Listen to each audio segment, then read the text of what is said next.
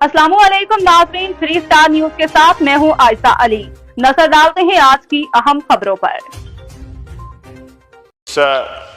Ivan की वसातत से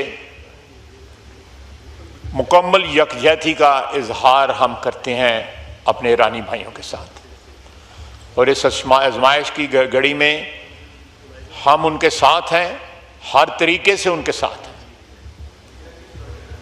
उनको जिस किस्म की ज़रूरत होगी इंटरनेशनल लेवल पे, यूनाइटेड नेशंस पे या किसी और अदारे पे या इस्लामिक कॉन्फ्रेंस के अदारे पे, कहीं भी हम उनके मफादात का जो है तहफ़्फ़ुज़ करेंगे इंशाअल्लाह ताला।